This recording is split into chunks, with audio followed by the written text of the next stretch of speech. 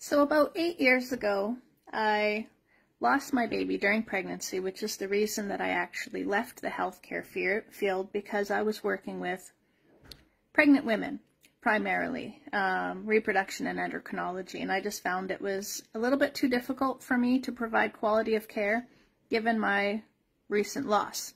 So I went back into full-time working in the gas and oil and recruitment sector. And to this day, I am running a global gas and oil recruitment firm. And the reason that this is important is because of what I am seeing as an executive in this industry happening right now as a result of the COVID vaccines. And it's something called succession planning. And if you don't know what that is, look it up. But basically what it is companies need to plan for what's going to happen as their staff move on. Rather, they move up the line, they retire, so on and so forth. And succession planning is something that I help companies with professionally by offering them recruitment services. So they'll come to me and say, hey, we're going to need 100 guys to, staff this rig, so on and so forth. And so we'll provide them that service.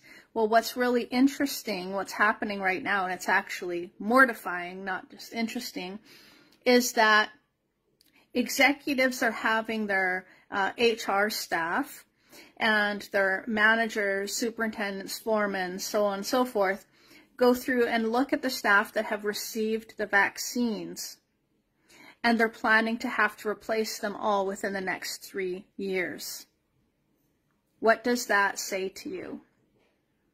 This is something that's, it's got some of these guys literally in tears as they're going through the company and literally checking off all of these individuals that have taken the vaccine, knowing that most likely in the next 3 years, they're going to have to plan to replace that person. What does that say to you? And this is a really big thing in the industry that I'm in. And a lot of talk going on around this at the moment, because these massive companies, massive gas and oil companies, are looking to have to replace thousands of personnel. And I'm in that line of work that does the staffing for these large gas and oil companies.